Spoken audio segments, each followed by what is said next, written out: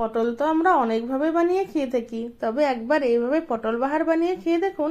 খেতে কিন্তু জাস্ট অসাধারণ লাগে। ভাত হোক, রুটি কিংবা পরোটা, যার সাথেই খান না কেন এর স্বাদ কিন্তু অসাধারণ লাগে।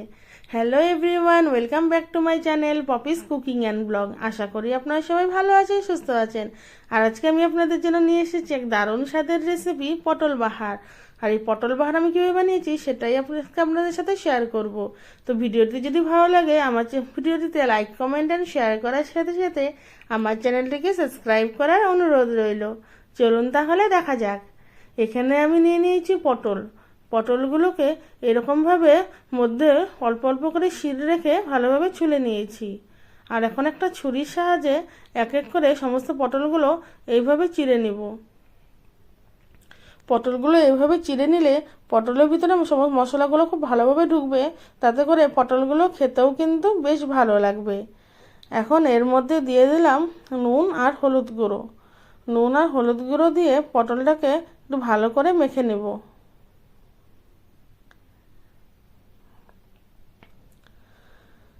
এদিকে আমি গ্যাসে কড়াই বসিয়ে দিয়েছি, তেলটা আমার গরম হয়ে গেছে। এখন এর মধ্যে দিয়ে দিলাম পটলগুলো। এক এক করে সমস্ত পটলগুলোকে উল্টে পাল্টে ভেজে নেব। গ্যাসের ফ্লেমটা কিন্তু এই সময় হাই রাখবো। একদম হাই ফ্লেমে ঢেকে ঢেকে পটলটাকে খুব ভালো করে ভেজে নেব। আর যতক্ষণ না পটলটা এদিকে ভাজা হচ্ছে, চলুন ওদিকেই পটলের জন্য যে মশলাটা লাগবে সেটাকে আমরা বানিয়ে ফেলি। এখানে একটা মিক্সিং জারের মধ্যে নিয়ে নিলাম 2 চামচ পোস্ত, দিয়ে দিলাম 2 চামচ চারমগজ, আর দিয়ে দিব 8-10টার মতো কাজু বাদাম। তবে আপনারা এখানে এই তিনটা না দিতে চাইলে যে কোনো দুটো কিন্তু নিশ্চয়ই দিবেন, না হলে কিন্তু এইটার ফ্লেভারটা খুব ভালো আসবে না, আর রান্নাটাও কিন্তু খেতে ততটা টেস্টি হবে না। দিয়ে দিলাম নুন, আর দিয়ে দিলাম একটা কাঁচা লঙ্কা। এখন এটাকে একটা খুব ভালো করে মিহি পেস্ট করে নেব। দেখুন মশলাটা কিন্তু খুব ভালোভাবে একটা পেস্ট করে নিয়েছি।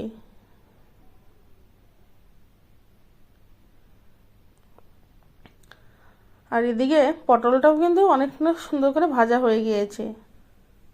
এইভাবে উল্টে পাল্টে 2-3 বার ভালোভাবে ঢেকে ঢেকে পটলটাকে খুব সুন্দরভাবে ভেজে নেব। পটলটাকে কিন্তু অবশ্যই হাই ফ্লেমেই ভাজবেন, কারণ গ্যাসের ফ্লেমটা যদি আপনারা সিম করে দেন তবে পটলটা কিন্তু বেশি নরম হয়ে যাবে। ওই ক্ষেত্রে কিন্তু এই তরকারিটা খেতে খুব একটা ভালো লাগবে না।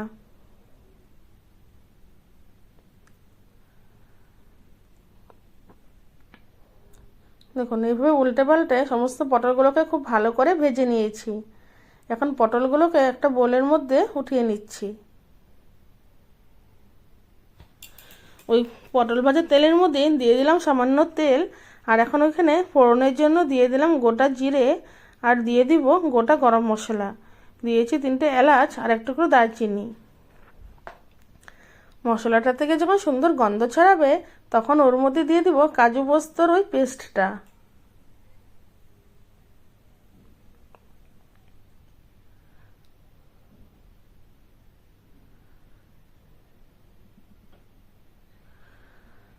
এখন এটাকে মশলাটা খুব ভালো করে নেড়েচেড়ে একটু ভাজা হয়ে গেলে, যখন এটার থেকে একটু তেল ছেড়ে আসবে, তখন এর মধ্যে দিয়ে দিব বাকি গুঁড়ো মশলাগুলো।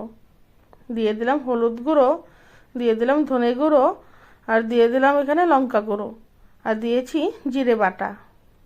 আমি এখানে বাটা জিরে দিয়েছি, তবে আপনারা এখানে জিরের গুঁড়োও দিতে পারেন।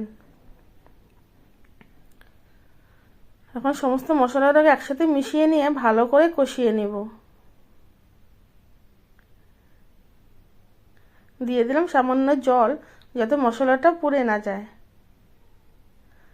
জল দিয়ে মশলাটা ততক্ষণভাবে ভালো করে কষিয়ে নিব যতক্ষণ না মশলাটা থেকে তেল ছেড়ে আসছে। দিয়ে দিলাম স্বাদ মতো নুন, আর দিয়ে দিব এখানে চিনি। তবে আপনারা মিষ্টি না খেলে চিনিটাকে এখানে স্কিপ করতে পারেন।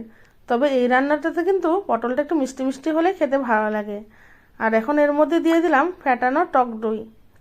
তো দইটা যখন দিবেন গ্যাসের ফ্লেমটা কিন্তু অবশ্যই স্লো রাখবেন।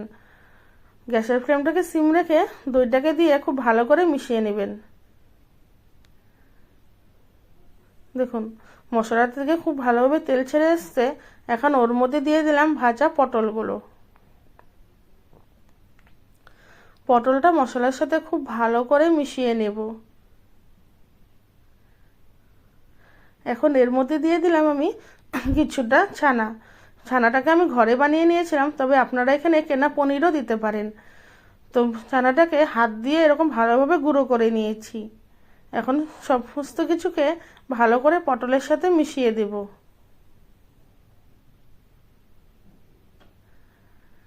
আর এখানে আমি দিয়ে দিলাম, এখানে আমি এই ছানাটা যে রেখেছিলাম না, সেটা একটু ভাজা ছিল। মানে সকালে আমি ছানাটা দিয়ে পরোটা বানিয়েছিলাম, তো তো ওই পরোটার পুরে ছানাটা অল্প রয়ে গিয়েছিল। তো সেটাই আমি এখানে আবার দিয়ে দিলাম। আর দিয়ে দিলাম পরিমাণ মতো জল। তবে জল খুব একটা বেশি দিবেন না, এই পটল বাহারটা কিন্তু গামাখা খেতেই ভালো লাগে। এখন ঢাকা দিয়ে পটলটাকে খুব ভালো করে একটু বয়েল করে নেব। দেখুন পটল বাহারটা কিন্তু অনেকটাই রেডি হয়ে এসছে। এখন দিয়ে দিলাম ঝালের জন্য কিছুটা চেরা কাঁচা লঙ্কা। কাঁচা লঙ্কাগুলো আমি হাত দিয়ে এরকম করে ভেঙে ভেঙে দিয়ে দিলাম। আর দিয়ে দিলাম কসুরি মেথি।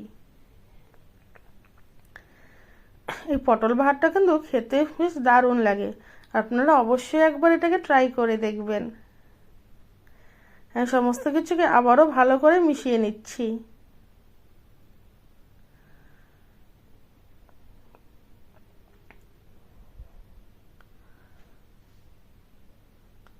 দেখুন ভালোভাবে মিশিয়ে নিয়ে উপর থেকে দিয়ে দিব গরম মশলা, আর দিয়ে দিব 2 চামচের মতো ঘি। গরম মশলা দিয়ে আবারও ভালোভাবে একটু নেড়ে চেড়ে কিছুক্ষণের জন্য ঢাকা দিয়ে রাখলেই কিন্তু এই পটল বাহার আমাদের একদম পারফেক্টলি রেডি হয়ে যাবে। দুপুরে গরম গরম ভাতের সাথে এই রেসিপিটি কিন্তু দারুণ লাগে। নিরামিষের দিনে কিংবা বাড়িতে কোনো অতিথি আসলে অবশ্যই কিন্তু একবার এই পটল বাহারটা বানিয়ে দেখবেন, খেতে কিন্তু অসাধারণ লাগবে। আর যাকে খাওয়াবেন সে কিন্তু অবশ্যই আপনার কাছে রেসিপিটি চেয়ে নিয়ে যাবে। দেখুন কি সুন্দর কালার চলে এসেছে, দেখেই কিন্তু খেতে ইচ্ছে হচ্ছে।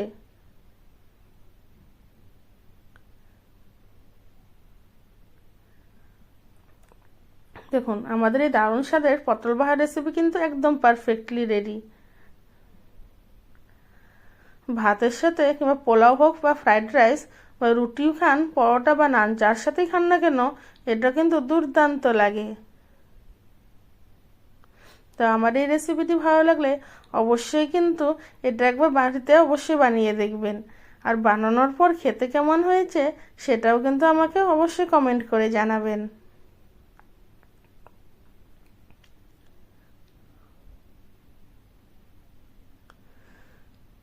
দেখতে যেমন লোভনীয়, খেতেও কিন্তু দারুণ লাগে। দেখুন গরম গরম ভাতের সাথে এরকম পটলের এক রেসিপি হলে তো আর কোনো কিছুর প্রয়োজনই নেই। এক থালা ভাত নিমিষেই শেষ হয়ে যাবে।